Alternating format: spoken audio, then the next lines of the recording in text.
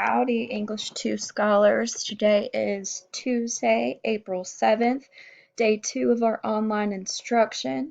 So y'all are going to go ahead, go that same assignment that you went to yesterday in Google Classroom, the Lesson 1, Part 1 for Fahrenheit 451. Have your copy of the text open in one tab, and then have your Part 1 reading guide open in the other.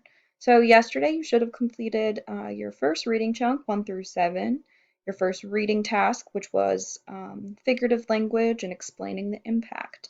So today we are going to go ahead and move along to reading pages 8 through 18, a little bit bigger of a chunk of reading. Yeah, I know, I'm not sorry about it. And then your reading task for today is to think about this question. So what are the main values of society? So over here is your workspace. Over on this column, I want you in your own words to summarize what the society values. You might find that there's more than one thing in this section that stands out to you in terms of societal values. And then over here, record a quote from the text that supports your answer. In my reading and completing of this assignment, I was able to find 3 values and 3 different quotes. You do not need to find 3. However, if you would like to go above and beyond, I fully encourage you to do so. So go ahead, open up your PDF, scroll to page 8, and you want to go ahead and get started reading together? Of course you do. Y'all are so predictable. Let's go ahead and get started. I'm a real YouTuber now. Okay, I'll stop. Okay, actually, before we get started, I want to quickly talk about what we gathered from pages 1 through 7. So we learn a little bit more about Montag here. We learn a little bit more about the nature of his job as a firefighter. We know that his role as a firefighter is not what the role of a firefighter looks like as we are used to it, right? We find out that he burns books. We're going to find out a little bit more about this as we continue reading. But he meets this girl, Clarice. The circumstances of the meeting seems a little sketchy, right? In the middle of the night, almost like she was waiting for him.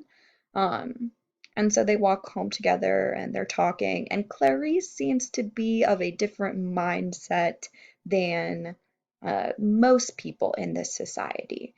So just keep that in mind. Specifically, she's described in a very different way, which you should have picked up on based on your figurative language analysis.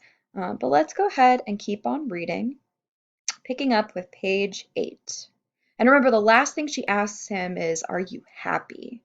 Am I what? And then she was gone. Um, Interesting stuff. Happy of all the nonsense. He stopped laughing. He put his hand into the glove hole of his front door and let it know his touch. The front door slid open. So that's weird. This is another indicator that this is a, futuristic novel, sci-fi. There's a glove hole to get into your front door instead of a regular door handle. I think that's just kind of a cool detail. Of course I'm happy. What does she think? I'm not? He asked the quiet rooms. He stood looking up at the ventilator grill in the hall and suddenly remembered that something lay hidden behind the grill, something that seemed to peer down at him now. He moved his eyes quickly away. So what he's talking about is it's like a vent. It's just an air vent. So y'all know, like up in the ceiling or sometimes they're down in the floor. There's something behind that air vent. Interesting. What a strange meeting on a strange night. He remembered nothing like it save one afternoon a year ago when he'd met an old man in the park and they had talked. Montag shook his head. He looked at a blank wall. The girl's face was there, really quite beautiful in memory, astonishing in fact. She had a very thin face like the dial of a small clock seen faintly in a dark room in the middle of a night when you waken to see the time and see the clock telling you the hour and the minute and the second, with a white silence, and a glowing all certainty and knowing what it has to tell of the night passing swiftly on toward further darknesses, but also moving toward a new sun. What? Asked Montag of the other self, the subconscious idiot that ran babbling at times, quite independent of will, habit, and conscience. He glanced back at the wall. How like a mirror, too, her face. Impossible, for how many people did you know that refracted your own light to you? People were more often, he searched for a simile, found one in his work torches, blazing away until they whiffed out. How rarely did other people's faces take of you and throw back to you your own expression, your own innermost trembling thought? So the language here is kind of tricky, right? But what he's getting at is, am I happy? That's one of his own innermost trembling thoughts. So Clarice has kind of stirred in him something that I think he's been wondering himself without really knowing it until this point. Um, what incredible power of identification the girl had. She was like the eager watcher of a marionette show, anticipating each flicker of an eyelid, each gesture of his hand, each flick of a finger, the moment before it began. How long had they walked together? 3 minutes? 5? Yet how large that time seemed now! How immense a figure she was on the stage before him! What a shadow she threw on the wall with her slender body! He felt that if his eye itched she might blink, and if the muscles of his jaw stretched imperceptibly she would yawn before he would. Why, he thought, now that I think of it, she almost seemed to be waiting for me there, in the street, so damn late at night. He opened the bedroom door. It was like coming into the cold, marbled room of a mausoleum after the moon had set. Complete darkness, not a hint of the silver world outside, the windows tightly shut. The chamber a tomb world, where no sound from the great city could penetrate. The room was not empty. He listened. The little mosquito-delicate dancing hum in the air, the electrical murmur of a hidden wasp, snug in its special pink warm nest.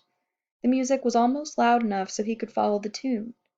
He felt his smile slide away, melt, fold over and down on itself like a tallow skin, like the stuff of a fantastic candle burning too long and now collapsing, now blown out. Darkness. He was not happy. He was not happy. He said the words to himself. He recognized this as the true state of affairs. He wore his happiness like a mask, and the girl had run off across the lawn with the mask, and there was no way of going to knock on her door and ask for it back. This will be the last page we read together. I know. Stay tuned. Without turning on the light, he imagined how this room would look. His wife stretched on the bed, uncovered and cold, like a body displayed on the lid of a tomb, her eyes fixed to the ceiling by invisible threads of steel, immovable, and in her ears the little seashells, the thimble radios, tamped tight. Okay, so I want you to imagine these like AirPods. So Ray Bradbury, writing way back when, totally predicted AirPods. Just saying. And in an electronic ocean of sound, of music and talk coming in on the shore of her unsleeping mind. The room was indeed empty.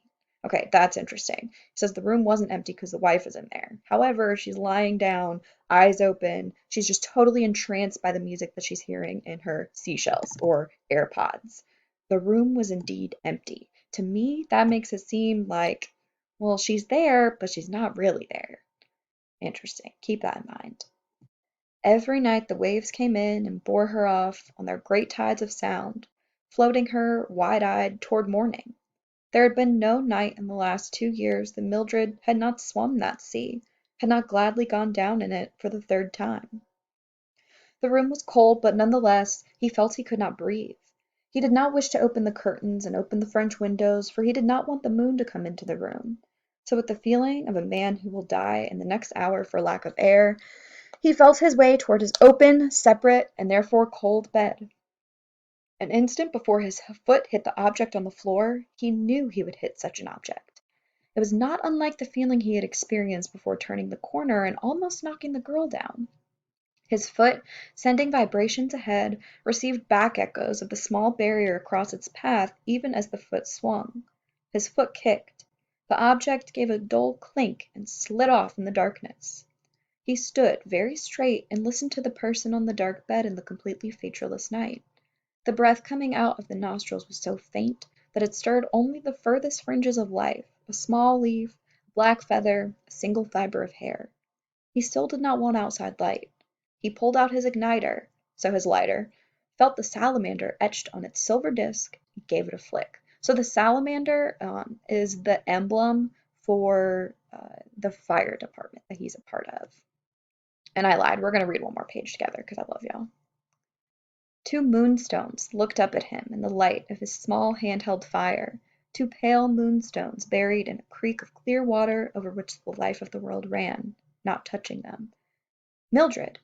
Her face was like a snow-covered island upon which rain might fall, but it felt no rain, over which clouds might pass their moving shadows, but she felt no shadow. So this figurative language here, that's a simile, by the way, definitely it's making her seem lifeless. So stay tuned, keep that in mind. There was only the singing of the thimble wasps in her tamped shut ears, and her eyes all glass, and breath going in and out, softly, faintly, in and out of her nostrils, and her not caring whether it came or went or came. The object he had sent tumbling with his foot now glinted under the edge of his own bed. The small crystal bottle of sleeping tablets which earlier today had been filled with 30 capsules, and which now lay uncapped and empty in the light of the tiny flare. Okay, stop right here. He kicks over this little bottle of sleeping pills. It was full earlier in the day. It's empty now. Let's make a logical inference. Good old Mildred hit the pill bottle. She emptied that thing. Not good. Let's keep reading to find out what happens. As he stood there, the sky over the house screamed. Personification. There was a tremendous ripping sound as if two giant hands had torn 10,000 miles of black linen down the seam. Montag was cut in half. Again, figurative language. He was not literally cut in half. He felt his chest chopped down and split apart. The jet bombs going over.